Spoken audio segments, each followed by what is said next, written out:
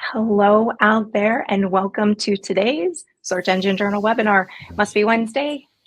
Today, I have with me Wayne Chahansky. Wayne is the VP of Site and Search Experience at iQuanti. And I got that backwards. It's Search and Site Experience. So excuse me, Wayne. How are you today? Wonderful. Thanks for having me. So great to be back. Love it when you're here. And for anyone who hasn't seen a webinar by Wayne before, you're in for a treat. You're going to be some great knowledge dropped here today that you can take back to your desk and use later. So real quick, we are here to talk about ways that you can use your content to provide those multiple touch points that users require throughout that journey, right? From awareness clear to conversion. And I know that, depending on B2C, B2B, that average can be 8, 10, 12 touches. So excited to see what Wayne has for you, so you can identify and address content gaps and really engage users across multiple channels and devices, because that's what we're all after, isn't it? That's why we're here. So I'm going to be your host. I'm Heather Campbell. I'm part of the marketing team here at Search Engine Journal. I've got Jonathan in the background with me, so he's going to be helping from a technical support. So Wayne, I'm going to give you the floor here in just 1 minute, but I'm going to do some quick housekeeping. So first, if you need closed captioning, it's the CC in the top right of your screen. Give that a click. We will be taking some questions for Wayne at the end, so if you have any, add them to the Q&A. And if you see any questions you like, give them a little thumbs up, and that tells us that it's important to you all out there, and we'll do our best to front load those. Before you leave today's call, we're going to have a short survey. Just let us know how the webinar went, how we can make them more useful for you in the future. And lastly, you will get today's recording and the slides in your inbox later. Use the chat. Tell us where you're from. I'm from West Virginia. Wayne, where are you based out of? San Diego. Sunny San Diego. Love it. So with that, I'm going to get out of here, Wayne. They are all yours. Wonderful. Thank you so much, Heather. And thanks for everybody that's attending. I know we have registrants and people all around the world in different time zones. So I really appreciate you taking the time out of your day and schedule to listen to me. As Heather mentioned, my presentations are geared for information and education. My goal is to share my knowledge. I've been in the industry for a little over 28 years. I actually started SEO and web strategy and digital marketing before Google even launched. So it's been a long time. I've seen a lot throughout the years. Kind of fell into SEO as I was doing web development, and everybody kept telling me that the websites weren't working. And very much like what we hear in content, the content's not working. And what do you mean by that? And you get down to the root of it, and performance and not working are two different things. So that's kind of how I fell into SEO. As Heather mentioned, I'm the Vice President of Search and Site Experience at iQuanti. iQuanti is based out of the New York area, and we're a performance digital marketing agency specializing in search marketing, really always geared around acquisition focused. So our goal is to make your websites perform and to drive revenue. Now, it doesn't mean that we don't do branding and some other stuff, but we don't really get into radio and TV. Everything is digital. So social, pay-per-click, SEO, demand acquisition, strong analytics, and some design and dev as well. So of course, today we're going to talk about SEO and the content strategy. One of the things I want to mention about the content strategy as we get started and kicked off here is content strategy has obviously been around for years and years, and everybody talks about it. What I want to do is point out a little differences that I'm seeing in the market and what we are doing to pivot and kind of what we're calling the next 2.0 or the next generation of that content consumption and strategy. So as we dive in here, I want to kind of talk about how we used to look at content. It used to be about down funnel content, and that's the content that is driving your sales, it's driving your conversion. It has to do with your products and your services. Then you typically hear people talking about blog content. And it's so funny because anybody knows me personally, they'll know that a blog content is a little pet peeve. Blog is a system, not a type of content. But nonetheless, content that is typically informational and educational, more upper funnel, people put into a blog. And then last thing, I have still heard there's SEO content. And folks, please, please, please, I'm begging you, stop. There is no such thing as SEO content. If it's published on your website, It absolutely should be ranking, and it should be part of the user journey. So as a fundamental practice and principle, we are not writing for a machine. We're writing for humans. We're not publishing content for SEOs and bots and then people over here. There is no such thing. So this is what we used to kind of hear about. And in the years past, this is kind of something that when we talked about UX was something that was interesting as well.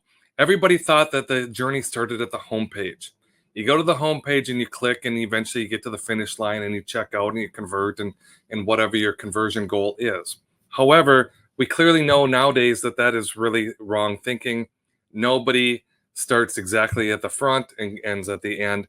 Everybody's at a different point of their journey and they're starting different points, which then people assume that everybody's starting on Google and then they stay on Google. Again, I'm here to say that our data and what we're doing with journey analysis is showing that this is also incorrect. Obviously, Google is still the 800-pound gorilla. It's still the master of search, but times are changing and people are consuming content differently. So let's take a look here. When we look at content, we look at the different discovery options, and they're much more widespread now.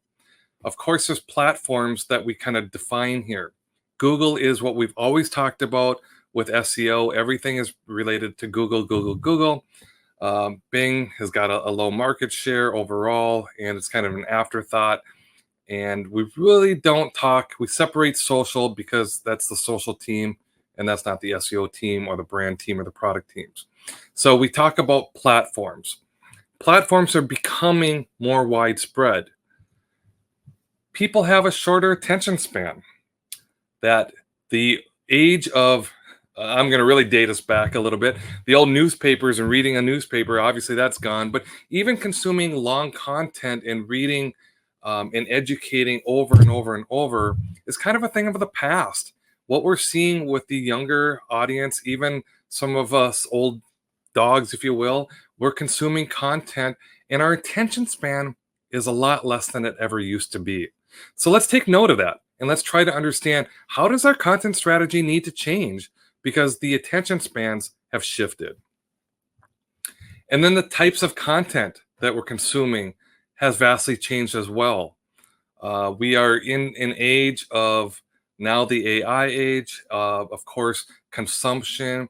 And I'm going to state that the obvious, obviously, shorts, videos, TikToks, all of these are ways that people are gaining news, discovery, information, and even the education of what they're doing.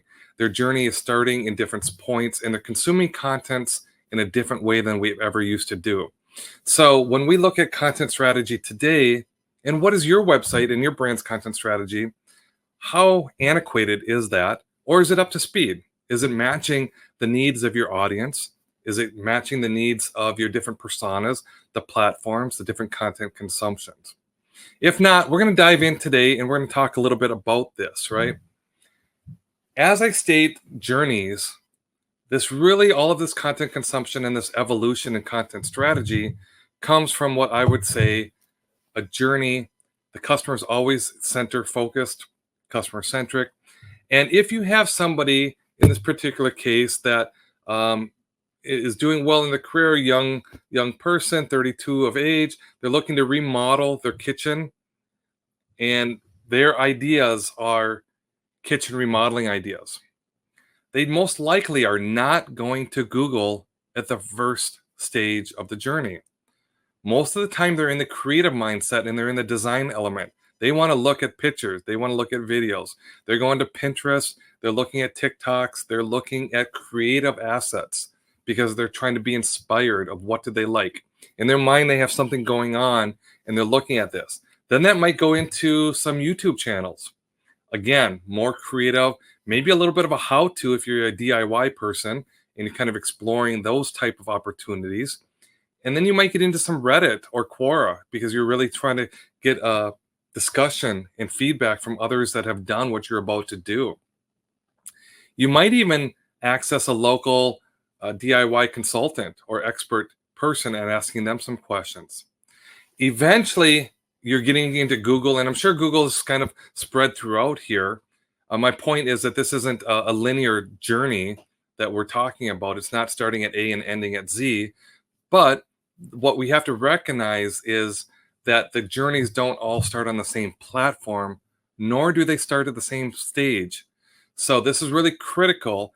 Of course, if you're in finance and you sell home remodeling loans or personal loan applications, you want them to get a loan with you, especially if they're doing a kitchen remodel. However, if the only content you have on your website is buy, get me a loan, you're missing 95% of this journey. And I got to tell you, from the data that we see, and even our own experiences kind of reflect and hold that mirror in front of you, is when you're looking at your journey, are you being influenced? Are you being influenced by what you see? The creative assets, the brands, the videos, the influencers, the different people talking about it.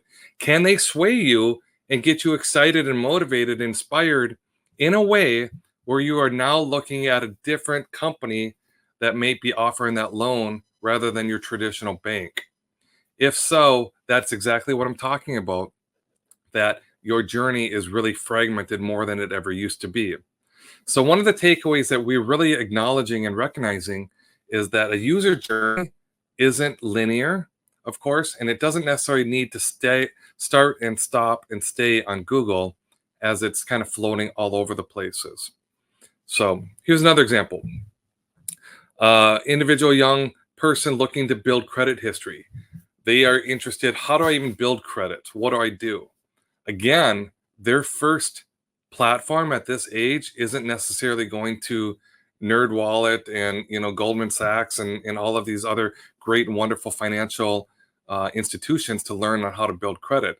They're probably getting some advice from TikTok and Instagram or YouTube or something of that nature, and that piques their interest.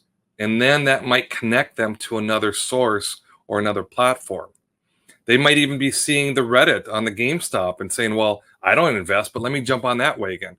Before you know it, you got all these first-time investors that have never invested a penny into anything, all of a sudden investing hundreds, thousands, $50 bills, whatever that is, because of what's happening on Reddit. So what I want to make sure that everybody understands is that the journeys today are fragmented. Acknowledge this, do the work, understand, apply this principle to your own content strategy, your own brand, and say, what does our journey look like? Who is our audience? Do we have different personas? And do the personas actually influence and change the content? Or are they just an understanding and knowing that these two people are there, but they ultimately, at the end of the day, they're looking for the same thing? Okay. One of the concepts that I have really kind of coined or talked about is digital shelf space.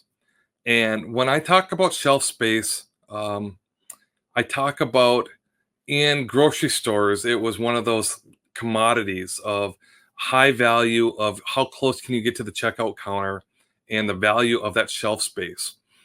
And if anybody has ever brought a product to market and tried to get into Walmart or to any other big box brand, you're going to know that you're fighting for shelf space overall. Now, when we look at the digital footprint, I kind of see the same thing here. There is digital shelf space within and across different platforms. Here's what I mean by that. You can go to TikTok and see a credit card result, and all of a sudden you have an influencer talking about credit cards. You can go to Google and see a paid ad, a PPC ad about credit cards. You can go to the organic results and also see credit cards. And you can get into the people also ask, and there's questions and answers about credit cards. You can get into the well, it was SGE, now they've changed the name to this here. But as you look at the results, the AI results, this was also way back in the day, the answer box results, those are forming, you have Pinterest results, you have map pack results, so on and so forth. It just keeps continuing on and on and on. Now, a lot of times when we think about content, we're thinking only about our web page content. This is the content that people are going to consume and read. However, you need to understand that there's other shelf space, other digital real estate that is available that is going to increase your visibility. Now, at the end of the day, when we look at what is the goal, what are we trying to accomplish? We want to extend our reach and get into as many places as possible. And we want to increase our invisibility by elevating our discoverability. And what I mean by that is if you're in the reach and you're in the platforms, you have access to the audiences. If you have the discoverability, you have the rankings and you're showing up, your videos are showing up, they're part of the feeds, the For You feeds, they're part of the algorithm, top discussions, part of the top results on Google. And then that is overall increasing your visibility. The goal here is to increase your brand's visibility overall. Now, what I think people may not understand is how do all of these digital shelf space or this digital real estate apply to my content strategy, and how do I know what is going to trigger what or what's actually available? It's very difficult to know. It's a lot of overwhelming data, especially when we look at different platforms as we kind of go through this. However, there's kind of a matrix that you can do. So I encourage you to take your keyword landscape, and if any people are out there using SEMrush is doing a great job doing this. I'm sure there's other great platforms. I personally have used SEMrush quite a bit, so I'm very familiar with that. But you can get your keyword data on the different SERP features that it triggers. And then you're going to have to go into some of the other platforms to understand what those triggers and availability is as well. But the goal here is to actually map out and create a matrix within your keyword strategy that's going to influence your content strategy. And what do I mean by that? I have all of these words available, and then I have blank spots. Available means that this keyword triggers that digital real estate or that shelf asset. So, for example, if we look at what is a PR, it's triggering a video carousel in Google where student credit cards is not triggering one. We all know that our brand budgets and our overall media budgets are somewhat limited and restricted. Nobody's got an open checkbook. So if I was to ask you, how do you know what pages and what themes or topics should I create video assets for? Most of the people don't have a kind of a logical way of thinking of that. They're going to kind of guess and think of, well, this one seems more important. And they're kind of maybe evaluating some volume or themes. But in this case, if we looked at volume and themes, that's not the true indicator here. What I would look at is if I'm going to see a SERP result. And what I mean by that SERP result is you have Google that gives you the answers for the pages, and then you have the video thumbnail right below. That's a SERP feature for a video asset. So in this particular case, all of a sudden now I'm being very much educated and kind of influenced on the availability of all of the different credit cards and the different assets that we're looking to do. Okay, so this creates an influence kind of roadmap into my content strategy. And this is a very different way of thinking. I haven't ran across a lot of people that are looking at content strategy from an asset value and kind of the digital real estate that's available as different touch points. Everybody's going to be at a different touch point, a different content type of consumption, and sometimes now you have a different platform. So we want to be able to cater to that. So how do we get started? What do we have to actually do here? I'm going to kind of show you a little bit of a roadmap of how we do it at Aquanti. You can take this, you can evolve it, you can discard it. However you want to dissect and consume it, it's completely up to you. If you do have questions, I am readily available. I am very accessible. Connect with me on LinkedIn, on TikTok, any of the other platforms. I will get back to everybody that actually asks a question. But here's how we do it. One, I want to understand the key audience and what that journey looks like. In order to do that, I need to do the keyword landscape. And I use the word landscape. I'm not just doing keyword research for my product or service. I'm doing the entire landscape for the product journey. And I don't care at this point about my site or other people's sites. I'm caring about the customer. What is the customer going to undergo in relationships to the data and the topics, all the way from they're ready to make that buying decision to they don't even know that they need this, right? That's upper funnel down to lower funnel. And what you need to do is you need to be able to get that keyword data and group these into themes based on intent. Your intent should be singular in nature. One single intent for one single page.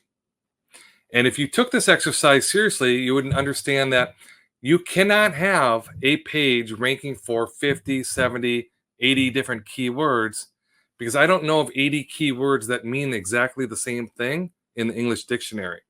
And if they mean something different, then the intent is different. And if the intent is different, they can't belong on the same page. So I know I just kind of threw a lot at you here, but you have to really understand this journey and this keyword landscape. Once you do that, you're going to define that and you're going to group these into categories or topics. And ideally, you want to connect those dots together, which we're going to talk about later, but you want to see what that relationship looks like. Then you need to create analysis on the content gaps. We want to understand two different kind of gap analysis. One, the page gap. How many pages are you missing? And number two, the asset level gap. How many assets are you missing? Now, the foundation or our baseline is this keyword landscape based on the theming that we've done. All of the topics are grouped by an individual theme. So if I have 100 topics or 100 themes, then I should have 100 web pages. And it's easy to see what you need to do. And I'm going to show you that as well. Lastly, we need to develop a kind of a roadmap and a strategy. How much of this do you want to go after? How up funnel do you want to go? How many assets? How many platforms? How many touch points? You can collaborate internally and say, okay, well, based on other metrics or analytics, it could be that your performance data in PPC is showing that your mid-funnel comparison terms in a non-branded space are performing fantastic. So let's really hone in on those touch points. Or maybe you don't have any analytics and you just don't know. If you don't, then I would say let's take all of the big pieces of the puzzle based on the high volume, which is the demand, and look at that in all of the different journeys and say, what do we need the bare minimum to cover? And then as your budget kind of refrains itself, you can kind of fill in the gaps. So here's the first step. Targeting themes by data. This is what I was talking about when we look at how do we define intent based on the keyword landscape.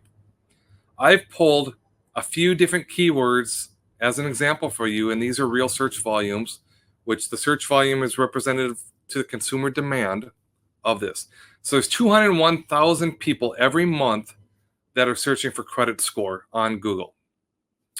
Credit score is 22,000. My credit score, 12,000. Credit score scale, almost 10,000. What is a credit score? 10,000. Now, in my opinion, all of these mean the same thing.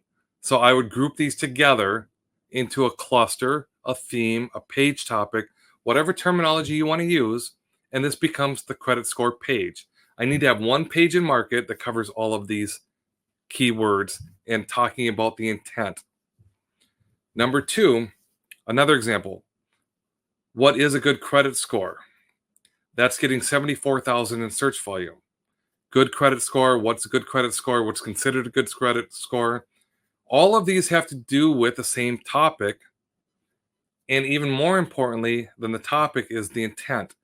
And the intent is really defined on what, by somebody asking the question, what answer are they actually expecting to get? So by asking what is a good credit score, what answer is that? How do you define that? And do all of the other questions roll up into the same answer? If so, these are all like-minded intents and they all belong on the same page. And you do this over and over and over on all of your keyword data. In this particular example, I've grouped a series of keywords and I've mapped them to 4 pages. Now, these 4 pages are kind of set in stone that somewhere in somebody's product journey, somebody is asking these questions. And based on the demand of the search volume, we know there's a lot of somebodies out there that are looking for this. So in our content strategy, of course, it makes sense to know that we need these 4 pages and then some. Ideally, you're going to take all of those data, those 4 pages are represented here into the 4 icons, the 4 orange icons that maybe already have these pages published. But all of the other ones you may not have published, the missing content. So you start overlapping the pages that you have that is required in the landscape of the keywords to what you actually have published. And this is going to provide you a content gap at a page level. Now, as we start doing this, what we're looking to solve for is 2 things. A broken journey, number 1. If you come into the midpoint, this consideration set, where it says point of entry, and that term is what is a good credit score for a mortgage, then you need a connecting dot. And if you don't have that page next to it, you're not going to be able to have the user flow up and down the journey. Think of it as kind of a river. Think of it that you're trying to cross a river, and the only way you can do it is if you put rocks in there. And if you put 1 rock in the middle and 1 rock in the beginning and 1 rock in the end, it's a pretty big leap to get from one to the other. What happens if you're dropped, airlifted, and you're transported right into the middle rock? Now you're sitting in the middle of the river. You look to your left, you look to your right, and there's no other rocks to go to. What do? You go back out. You go back the way you came. And that's what happens with content. People look at the consumption, they read it, and if they don't have a connection into the journey, they go back to Google and type in their next question. But if you know the journey and you can answer the questions and you can connect the dots with the CTAs, they should never have to leave your site. They should be able to fluently go through here. So the first thing that we want to solve for is that broken journey. You need those rocks on the river so you don't have people bouncing out and moving away from you. The second very obvious point is that you need those rocks to begin with, because everybody's coming into a different point. One person might be dropped in the middle of the river, the next person might be dropped at the end of the river, and somebody else dropped in the center or the beginning. Your content is your drop points. These are doors and entrances ways into your web asset in overall in general. And they are determined based on whatever somebody's actually thinking about. If I gave a topic like mountain biking, and I told everybody in the audience here today, everybody give me one idea of what you're thinking about when I say the word mountain bike, and I asked 10 people, I'm going to get most likely 10 different answers. And that's because it means something different. And that means that our journeys where we're starting is completely different as well. So just acknowledge that the journeys are different, your content's there. And when we look at page gaps, what we're looking to do is really complete the journey on your website. Now, the second part of this, of course, is to get those pages ranked on Google and other platforms, but you have to start with planting the seed, and you need the content in your website first. So you break down all of this landscape, and I like to break it into these 3 different funnel stages. And when I do this, I then provide some sort of share of voice, and I do some sort of analysis of where somebody is. And then I go into how many assets somebody has in market on this. Ultimately, what I'm looking to do, and by the way, this is illustrative data as we're looking at this here, but what you're looking to do is say, okay, I need 16 pages in the awareness funnel, I need 34 in comparison, and 11 in the overall down funnel. All of this is public information, by the way. You can get this for any website on any competitor. There's nothing proprietary. You can use your SEMrush in your tools to do this. So if you wanted to create reports and analysis like this, you definitely can do that. The idea here is to look and say, okay, well, I know that the total topics in this particular example, there's 640 keywords, almost 1 million in search volume. It's covered by 61 primary core topics. Well, I might need to optimize 26 of my existing topics. And then based on the gap analysis that we just did, I have to create 35 net new pages. So this is going to start driving your content strategy. And this is the bare bones of doing the page gap. Now, the digital assets that we talked about come secondary. And you would do something like this and say, okay, well, Based on the matrix that we just did through our data analysis, we can see that people also asked, there's total of 485 positions available, but only 59 of them does our brand actually acquire those of, which is only 12% visibility. So it's 426 available positions for that. But you can look at maybe map pack results that you're doing a little bit better on, discussion and forums. You really have no presence in Reddit or Quora. Nothing is being pulled in. But what's interesting here is you can have the ability to go beyond just the pages. Everything we talked to up to this point was the pages, but these assets will increase your visibility because these are positions into the Google SERP as well as other platforms. And as you look at this, everybody is going to consume content differently at different stages. So make sure and kind of give your holistic look here. But this is a really good way to elevate your overall content strategy and look at page assets and the asset gap from the available digital shelf space. Yeah. Of course, you can create the overall visibility as we look at that. Now, when we look at these pages, here's assets, and we talked about pages. When we look at these pages, one of the most critical things that we often neglect, and I say we, collectively, most brands that I do consulting for always fails in this area, and that is the connection or the relationship of the content. If you get down as far as you've created the keyword landscape and you know what pages, and you've created a content gap, you're probably ahead of the curve for the most part. Doing the asset gap is fairly new, so I'm not sure a lot of people are doing that, but let's say that you've done that as well. The last part of this is, how do these puzzle pieces go together? And you have all of this data, you have all of these assets, all of these pages, this content, and now think of it as on a board, and you have to figure out what is connecting to what. The reason this is super important is to maintain that journey. And ideally, if you can own the customer journey, you can own the customer. So if your goal is to get that sale, you really need to own that journey of what they're doing. How are they consuming content? Where are they consuming it? And then you have to understand what's the relationship. For example, if you're on a page of what's the cost of owning a home, or what credit score do I need to buy a house, those are both pre-qualifying questions of, I want to buy something, but I don't know how much.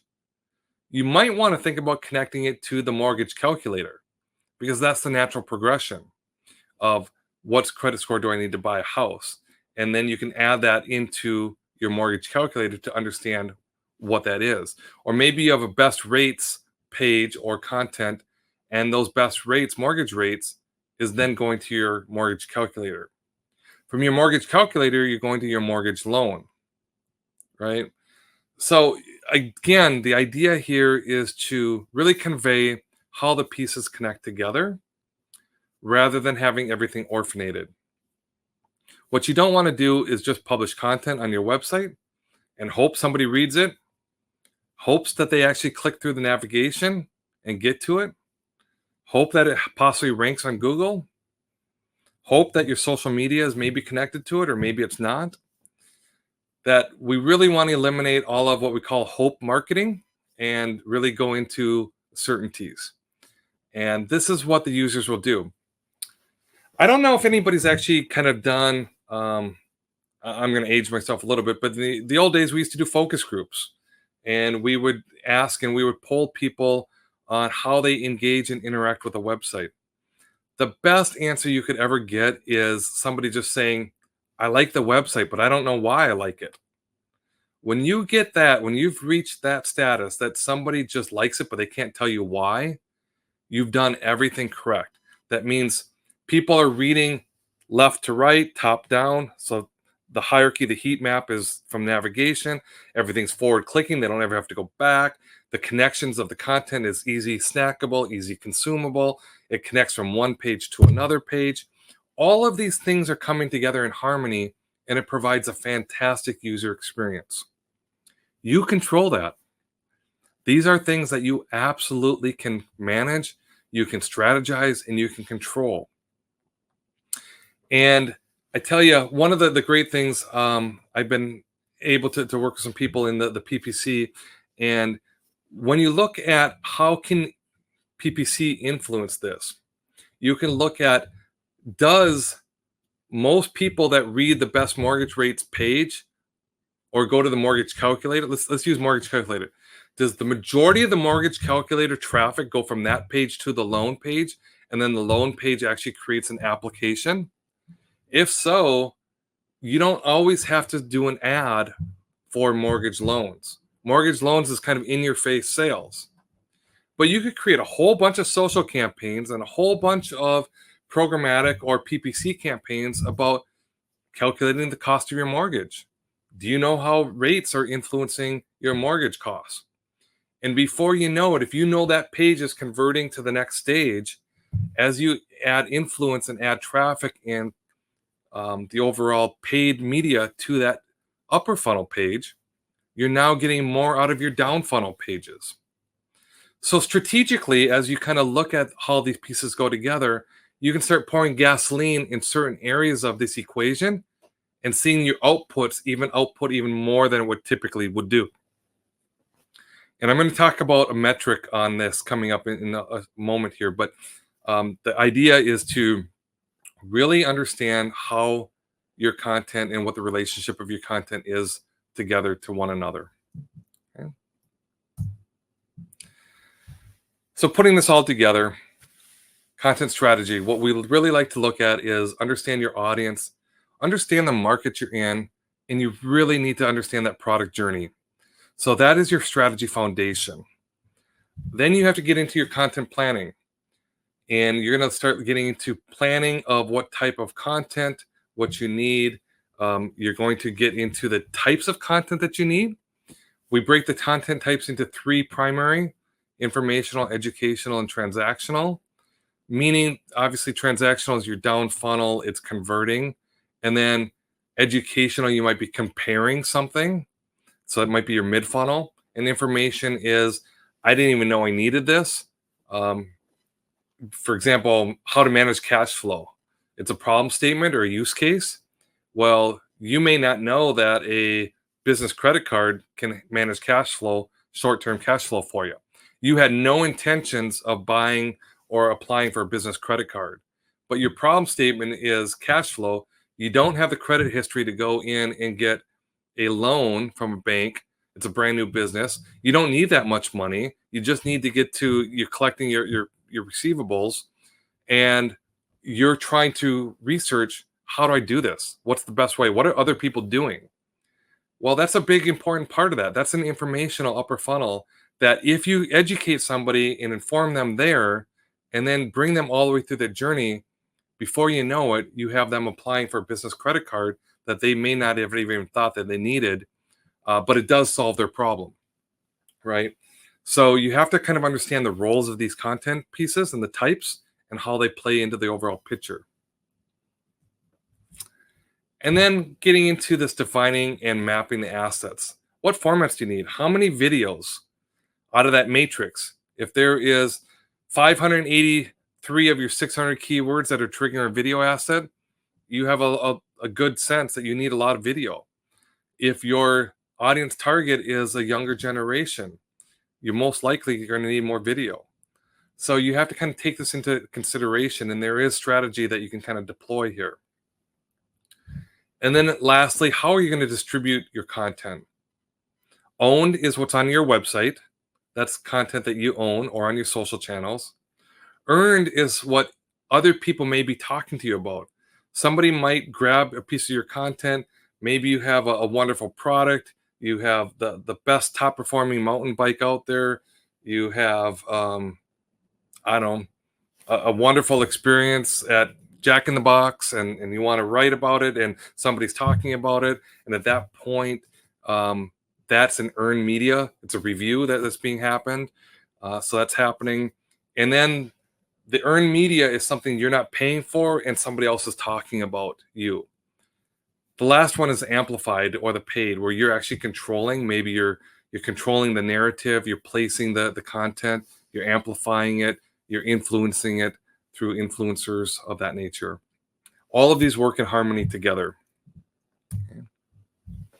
So taking that plan, that content strategy, and operationalizing it is one, you have to commit to how much of this journey do you want to own?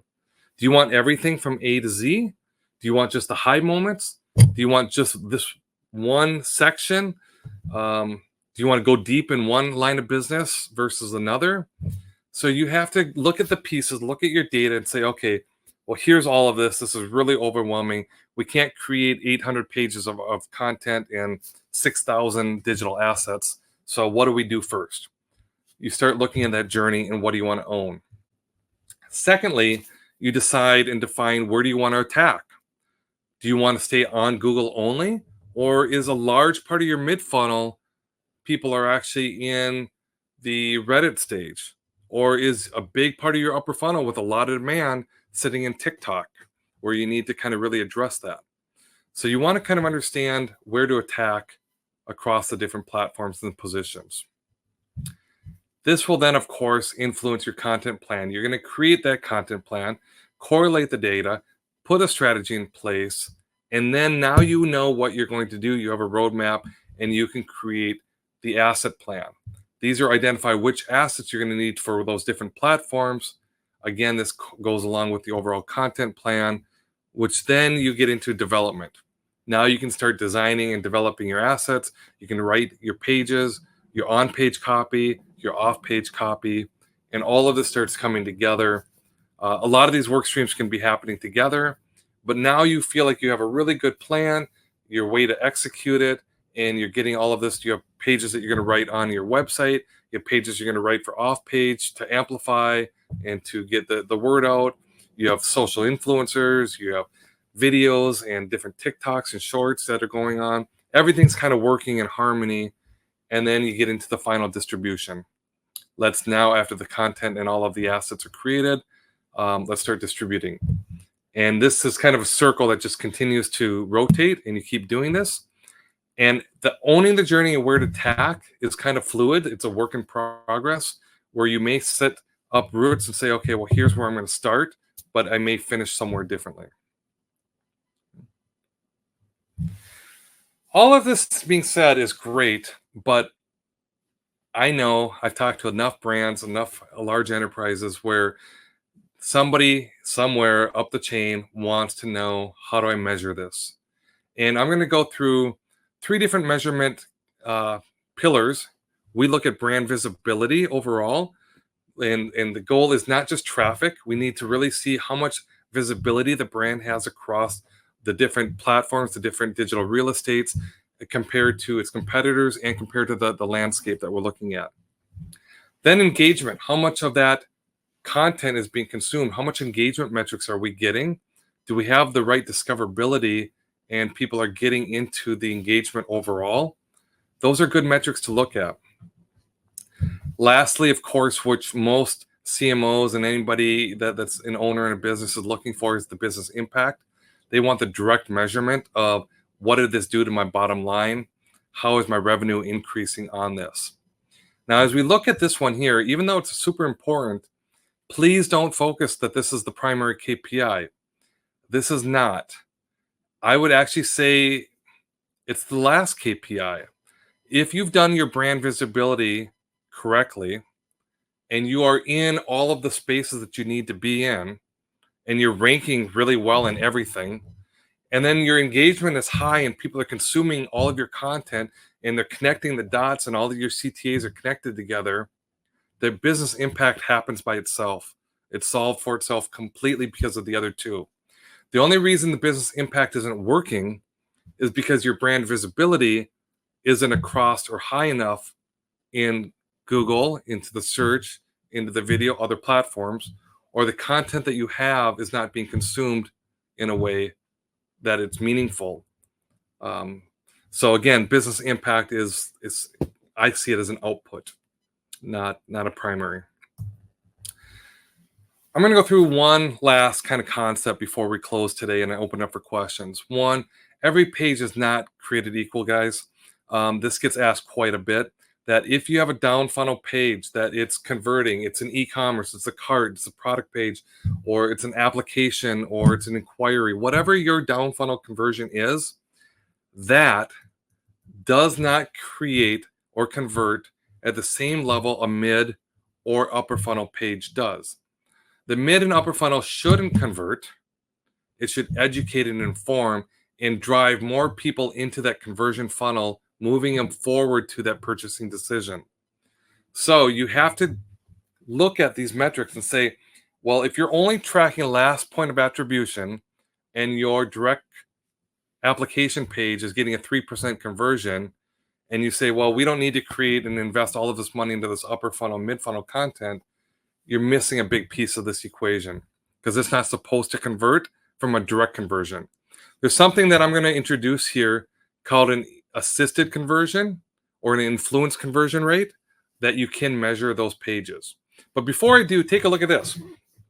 As you move up funnel, the volume or the demand that the consumer looks for increases, but the conversion opportunity decreases.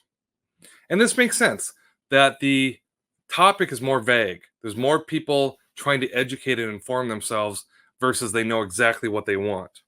So as you move down funnel, your volume is actually going to decrease, but your conversion increases. So this is a really good way to kind of help level set in your organization, especially if you're in the content team or you're managing a content team. You probably want to capture this slide and be able to level set with your stakeholders, because most executives don't understand this. It's not part of the marketing vocabulary, if you will, that they don't understand the demand, and that as you move up funnel, they think that if your page is there and you're getting a 3% conversion, every single page that you ever publish should also be getting a 3% conversion. And that really doesn't work that way. It's not meant to. It's not how the system's built. It's not how the user behavior behaves. So the last thing, what do we do? How do we measure that upper funnel content? We've talked about this direct conversion rate. That's great. We know that you're at a 4% conversion rate. It's doing fantastic. But you have all of these other pages, these blog pages, and all of these other pages that are part of this journey that we've talked about. And we want to invest, we want to give money, and we want to build assets. We want to do all of this wonderful stuff. But somewhere down the line, somebody's going to ask you, well, what's that getting us? What value is it creating? So what we've done is we've said, okay, there is something that we're going to call an influenced or an assisted conversion rate. That if we can track that page A went to page B and page B went to the product page, we can have attribution and say, well, this blog page has got a 9% influence conversion rate. This one over here has got a 22% influence conversion rate. That these pages are assisting our overall direct conversion.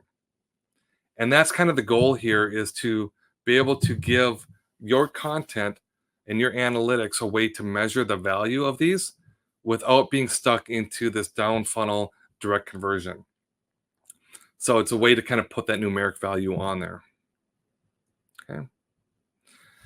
That's me. I'm going to open up to questions. I'm going to put this up here for a moment. Again, feel free to email me. Feel free to connect with me on LinkedIn. I'm trying to do some TikToks, so you can put something there. If you have a suggestion for a TikTok, I will absolutely cover it for you. I'll tag you, make sure you're there. But nonetheless, feel free to reach out with me. But with that in mind, Heather, if there's questions, I'm happy to answer. I love that you're trying to do TikTok. I had to put it in a folder that says not productive on my phone, because like the amount of time that it just sucks. That's why it's called TikTok. I'm telling you. Oh, man. All right, Wayne. Well, we have a new feature. I don't know if last time you were with us, but we can pull up these questions and max them so that everybody can see. So here's a question from Shannon. She's asking, how do you do the research or find the information for the industries that we work in? People looking for dentists, high ticket services from dentists. How do we prove the journey? So any advice there? Yeah. Again, I'm kind of an advocate for SEMrush. No way affiliated with them or endorsed.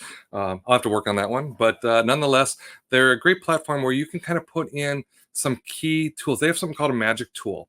And you can put what I call a short head term. So if you're looking for topics about dentists, I would put into the magic tool the word dentist. And then you can look at all the categories associated to dentist. And in that particular case, it's going to show you all of the associated kind of categories. If that brings you into another head term, then you just replace that magic tool with another head term and you keep kind of associating that. You can actually export each category, each type of section into an Excel list, and you can start mapping and kind of data mining your overall. The other thing that I like to do is pull competitors' footprints. So if you know that there's somebody that you're going after that you're looking to do research on that is really strong in the industry, and it doesn't matter how big or small they are, if they have good coverage and they're really a large competitor, again, you can go to SEMrush and you can put in their website and look at what we call the organic footprint and what keywords are they ranking on. You can cross-reference that with your data list of what you're created to look for any gaps that you've missed in the keywords. So the first stage of this is a lot of research in the keyword mining, and what you're looking for is data along these different journeys. Then you group the keywords based on that intent, like that one slide I had with the 4 or 5 keywords on, and that now becomes the page topic. You group those together, and that'll create how many topics that you need. And now you have your baseline, your foundation to say, well, this product journey needs 58 topics or 300 topics. Excellent. All right, so here's one from Kate.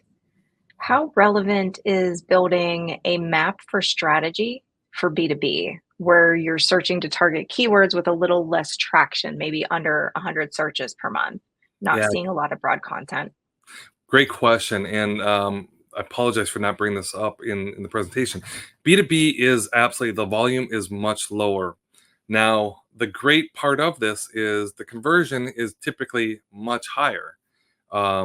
So when you look at the overall value, kind of what's in it for you, if you have a 70 or 100 in search volume and you get that one person that looks at it and they convert, it could be worth, tens or hundreds of thousands of dollars for you. So it becomes more valuable. The other piece of this puzzle is you still need to map out your journey regardless of the volume. That typically, if you have a lot of options, I filter out low volume. But if it's the only option and that's the rock in your river that you need to step on, you need to build a page regardless of how much volume, because that's part of the journey that a customer is looking for. So for example, you might have a B2B client that is interested in something, one of your products or services, and then you have a supporting or related page of maybe how it works, right? And there is no volume on how it works. But how it works is a really critical part at the stage of that buying decision for that person. You still need that content, regardless of that volume.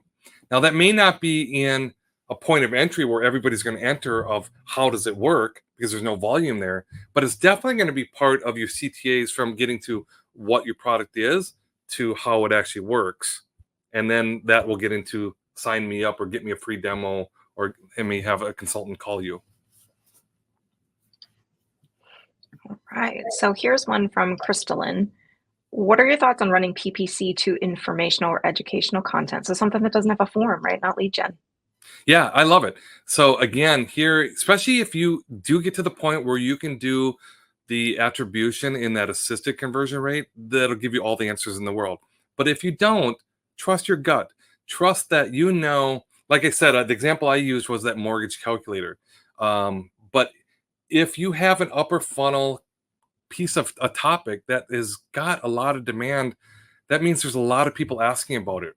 If your connection is good to the next stage of that journey, test it. You can always test your ads. I love to run a PPC ad campaign with a minimum of 10%, ideally 20% of the media budget as a testing platform. Test something out, monitor the data. Did it provide any results? Did it give you an incremental lift or did it not? Then test something else later. And you can test different segments of that educational or that informational content.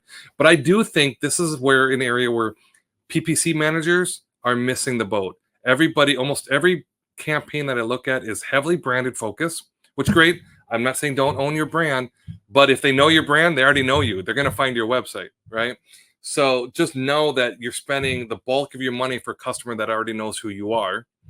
And what you're really trying to do is get customers that don't know who you are. So, yes, you need to do it. I'm not saying don't, but you need to also focus on how do you get that new customer that doesn't know your brand. And in that, you're going to have some of these key spots. So, I'm a big fan of this. Absolutely. I think it's a great idea. So Tahui asks, Google's recent prioritization of AI generated overviews and shopping ads over organic. With these changes, I mean, how can content strategies be adapted? Yeah. So, Yeah, great. So the SGE results are renamed as AI overviews, by the way. So, whoever's on this is definitely on top of this. So great job there. Um, I'm going to go back a little bit. Remember when Answer Box came out, and Answer Box took up the whole above the fold, and everybody was really freaking out about it. Then we found out that Answer Box had about a 32% click-through rate on a lot of that, which was actually driving more traffic. Now, when you look at Answer Box, it wasn't on every keyword. It was only on some keywords. Now, the Answer Box is only from one single source. So now let me equate to the AI overviews. The AI overviews is the same real estate, the same spot where Answer Box was. Most likely, I haven't done this analysis, but there's a correlation between it. Most likely, whatever was an Answer Box is now an AI overview answer. And so your queries are going to be the same. So whatever natural CTR loss that you had in the natural curve already occurred from the Answer Box. So you're not really losing anything more there. And the source data, what Google's been able to do now is pull snippets from partial parts of content, and they give you the citation in that. So you can have 3 people or 2 people or 4 people or a single person in that answer from the AI overview that's resulted. So it's still there. I think what you have to do is understand how much of your queries are going to trigger that and what your strategy looks like. But again, your strategy overall is to get content that is going to complete the overall journey. And hopefully, as you get more specific, one of the takeaways when I talk about AI overviews is really give some more long tail. Break up your content in snackable parts with H2s so Google can actually extract pieces of that really easily.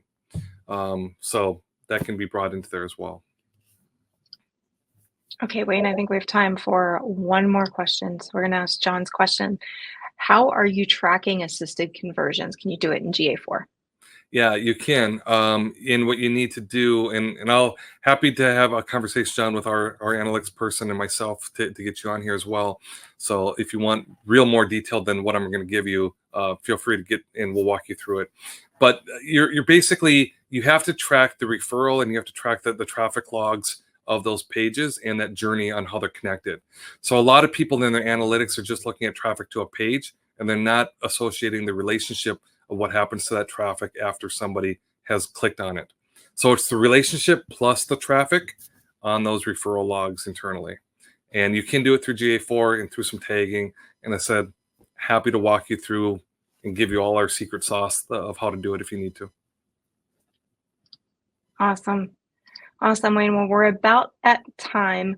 So we will get any questions that didn't get answered over to you. I do see Monica's question about the partnership with Reddit. And Monica, I was trying to put it in the chat, but we are going to be having a Reddit webinar on June 12th. The registration page isn't up yet. I can't link to it, but hopefully you all are subscribed to our newsletter and you'll get those notifications. So Monica, be on the lookout for those. So with that, Wayne, thank you so much. There's Wayne's information again for anyone who didn't get it. Wayne, any closing words before you go? No, I appreciate all your time. And catch me. I'll be here again. I'm not sure what topic, but if you guys have any topics, email them to me. I'd be happy to cover them. Again, if you have questions, I'll answer them personally. So it may not be instantaneously, but I'll try to get to them right away. So feel free to send me all questions, connect, whatever works for you. Awesome. Stick around for that survey. You'll have an opportunity to put some notes in there. So if you do have topics that you'd like to see here at SEJ or specifically for Wayne, put them in there. So stay for that. We're going to close this out, Wayne. It's always a blast. We'll see you next time. Thanks so much, guys. Bye, y'all. Bye-bye.